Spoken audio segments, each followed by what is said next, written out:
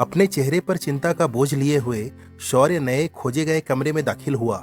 वहां टूटे हैंडल वाली एक कुर्सी दिखी। वह आराम करने के लिए कुर्सी पर बैठ गया। फिर अपने माथे पर हाथ रखकर शौर्य गहरी सोच में पड़ गया। उसे इस बात की कोई याद नहीं थी कि उसने कितना समय घृणा में बिताया था। उसे अचानक एक महिला की धीमी आवाज सुनाई पड़ी, लेकिन एक नहीं, यहाँ तो 3 महिलाएं एक साथ थी। तीनों महिला आकृतियों ने वासना भरी निगाहों से उसकी ओर देखा और मन ही मन बुदबुदाने लगी। शौर्य ने अपनी आंखें उनके पैरों पर रखी और तुरंत ही उसका पूरा शरीर बिजली की तरह कांप उठा। छाती में फेफड़े अचानक किसी कारण से हिल गए। काफी समय से कमरे की सफाई नहीं की गई थी। फर्श पर धूल और रेत की मोटी परत थी। कमरे में तीनों महिलाएं टहल रही थी, लेकिन कहीं भी पैरों के निशान नहीं थे। वे शून्य में चलते प्रतीत होते थे। फर्श या दीवार पर उनके शरीर की छाया तक नहीं थी। शौर्य के लिए मामला बहुत रहस्यमय हो गया। उसने बड़ी बड़ी आंखों से रहस्यमयी महिला आकृतियों को देखा। सिर में झंझनाहट होने लगी। तय नहीं कर पा रहा था कि क्या करूं। उनके जड़ जैसे चमकीले दांत होठों की दरार से बाहर निकले हुए थे। होठ खून की तरह लाल थे। शौर्य को महिलाओं की बात का एक शब्द भी समझ नहीं आया, लेकिन मूड देखकर उन्हें अंदाजा हो गया कि वे आपस में कुछ समझने में लगे हुए थे। वे तीनों इस बात पर बहस कर रहे थे कि उस पर किसका दावा है। यह देखकर शौर्य ने सीधे बैठने की क्षमता खो दी। अनिश्चित खतरे से उसका शरीर निष्क्रिय हो गया।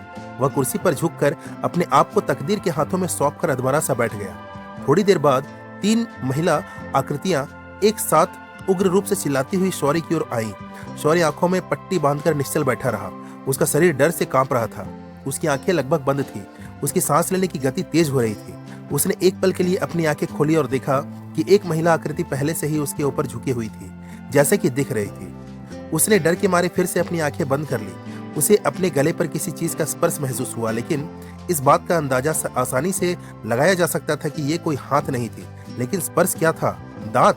हाँ, जड़ जितने नुकीले दांतों का एक जोड़ा अभी अभी शौर्य के गले को छू गया था। ठीक उसी क्षण उसे एक पुरुष की आवाज तेज दहाड़ सुनाई दी। खबरदार, यह मेरा है। तुम में से कोई इसे नहीं छुएगा। अगर तुम भला चाहते हो तो सब लोग चले जाओ। शौर्य ने धीरे से पलकें झपकाई। हाँ, यह काउंट ड्रैकुला था। नारी मूर्तियां 3 थी, परंतु वह ड्रैकुला साधारण नहीं था। वह कमरे में एक ही जगह खड़ा होकर गुस्से से आग बबूला होने लगा।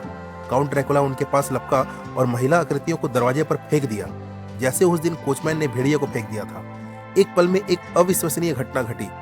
जैसे ही काउंट ड्रैकुला ने महिला की मूर्ति को फेंका, तीनों अचानक से हवा में गायब हो गए। यहाँ महिला की मूर्ति मतलब वो तीनों महिलाओं की बात हो रही है। शौर्य ने अपनी कार्यशाला का सर्वेक्षण करते समय काउंट मतलब ड्रैकुला को शून्य दृष्टि से देखा, लेकिन कुछ ही देर में तीनों महिलाएं आकृतियां फिर से प्रकट हो गई। हर कोई क्रोध, दुख, अपमान से निरंतर फूट रही थी। उनमें से एक ने विकृत मुख करके कहा, लेकिन क्या आज रात हमें कुछ नहीं मिलेगा? दूसरे ने कहा, क्या हमें आज रात उपवास करना पड़ेगा? नहीं, ड्रैकुला ने सामान्य स्वर में उत्तर दिया, मैंने तुम्हारे लिए पहले ही व्यवस्था कर दी है। दूसरे ने प्रोत्साहित होकर कहा, क्या? कैसी व्यवस्था? काउंट ड्रैकुला ने कमरे के एक कोने की ओर इशारा किया। शौर्य ने पीछे मुड़कर उस कोने की ओर देखा जिसकी ओर काउंट ड्रैकुला ने सीधा इशारा किया था, और उसे जमीन में एक बोरी पड़ी हुई दिखाई दी। रहस्यमयी महिला आकृतियां तीनों ही बोरियों पर झुकी हुई सामने नजर आई। उसने व्यस्त हाथ से अपना मुंह खोला। खैर, ज्यादा समय नहीं बीता जब तीनों चेहरे बोरे में समा गए। शौर्य ने अंदर से एक धमाके की आवाज सुनी। उसका सिर अचानक से घूम गया। दृष्टि धुंधली होने लगी। एक समय वह अचानक जोर से चिल्ला उठा, रुको, इसे रोको। वैसे ये कहते कहते वो कुर्सी पर गिर पड़ा। वह जमीन पर इसके बाद ऐसे गिर पड़ा मानो बेहोशी हो गया हो। थोड़ी देर बाद शौर्य ने अपनी आंखें खोली। गुनगुनी धूप फैल गई थी। वह काफी देर तक गहरी नींद में था। पिछली रात की घटना उसे नींद में किसी दुस्वप्न जैसी लग रही थी। उसे होश आया और वह उठ बैठा। एक पल के लिए कमरे के चारों ओर नजर डालने पर उसे एहसास हुआ कि उसने अपने कमरे में रात नहीं बिताई है। अब उसके मन के दर्पण में एक एक करके पिछली रात की घटनाएं उभरने लगी।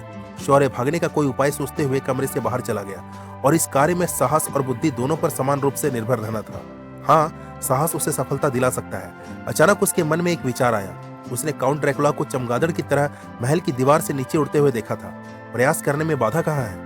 मानो मौत दरवाजे पर खड़ी हो। मृत्यु के भय से अभिभूत होने का कोई मतलब नहीं है, लेकिन यह कोई आश्चर्य की बात नहीं थी कि खड़ी दीवार से नीचे उतरते वक्त किसी का पैर फिसल जाए और उसकी मौत हो जाए। लेकिन यह सही है। काउंट ड्रैकुला के महल में फंस कर रहने और धीरे धीरे मरने से इस तरह मरना कहीं बेहतर है। दर्द तो कुछ पल का ही होता है, उसके बाद तो बिल्कुल शाश्वत शांति। शौर्य ने मन बना लिया कि चाहे कुछ भी हो उसे भागने की कोशिश करनी होगी। बिना समय बर्बाद किए खिड़की पर खड़ा होकर वो देखने लगा। एक पल के लिए नीचे देखा, खड़ी दीवार पर कई खांचे दिखे। किले के पास एक जलाशय। किसी तरह एक बार नीचे उतरने के बाद जलाशय का ख्याल नहीं रहता। आप तैरने जा सकते हैं, भगवान का नाम याद करते हुए शौर्य ने एक पैर खिड़की से बाहर निकाला और उबड़ खाबड़ दीवार के सामने झुक गया। कई प्रयासों के बाद आगे बढ़ने के लिए एक नाली मिली, फिर दूसरी सीढ़ी पर उतर गया। फिर शुरू हुई एक नई कोशिश।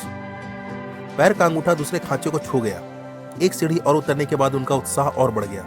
एक बार फिर भगवान को याद किया। 10 सीढ़ियां उतरने में उसे लगभग 2 घंटे लग गए।